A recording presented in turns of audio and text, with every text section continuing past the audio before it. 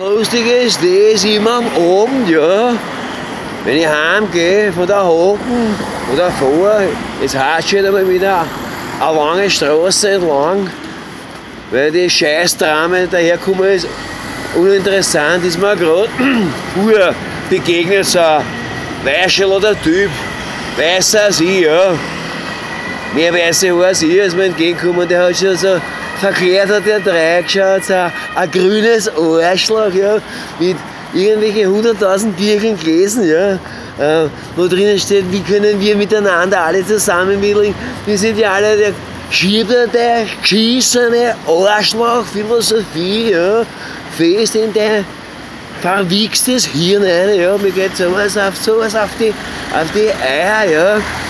Ich meine, ich bin jetzt bald 60 Jahre, ich bin draufgekommen, dass Leute, ja, mit so einem Vollbart oder mit so einem gestutzten Vollbart oder was, ja, die was auch erst 30 oder 40 sind, oder eben so Weißerl, die was länger die Haare haben als ich, ja, die glauben alle, sie haben die Weisheit, ja, mit dem goldenen Löffel gefressen, diese Volltrottel.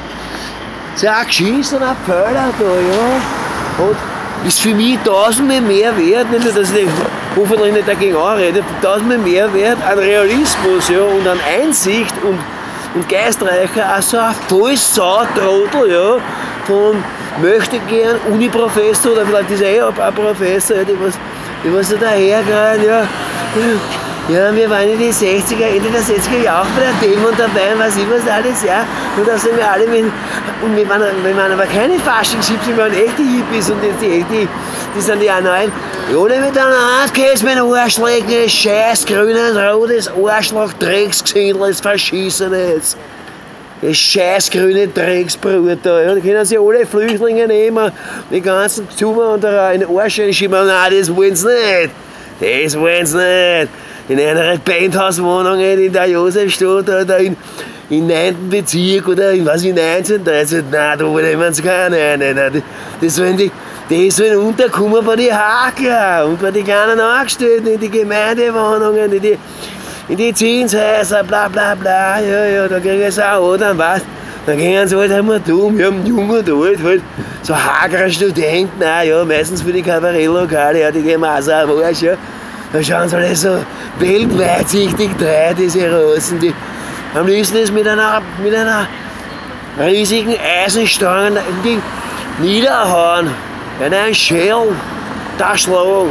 Das war aber nicht so groß, da werde ich nicht richtig ausholen können mit meinem normalen Tempo, ein Schell geht einer angeguckt oder verbrennt gern so in der Donau, ertränkt diese Scheißhund, diese möchte gern Weltverbesserer, diese Heideln, ja, die sitzen in einer Bildungsinstitute, in einer ganzen Schulen, da aus ich, was diese Pädagogenbrüder, die Beamten, Arschlöcher, da aus ich, die Universitäten, die Hochschulen, ja, und dann wollen sie sich wichtig machen vor, ja, keine Ahnung, was wie ein Fabrikshaken ist, oder ein Lagerhaken, weiß ich was, oder ein Bauhagel, ja, keine Ahnung, aber sie wichtig machen, die Radler da.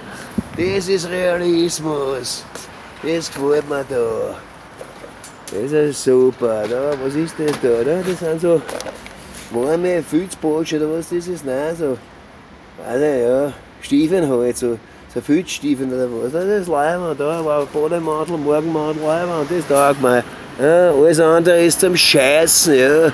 Schiebt sich eure ganzen Arschloch französischen, deutschen, was die Philosophen fest ein.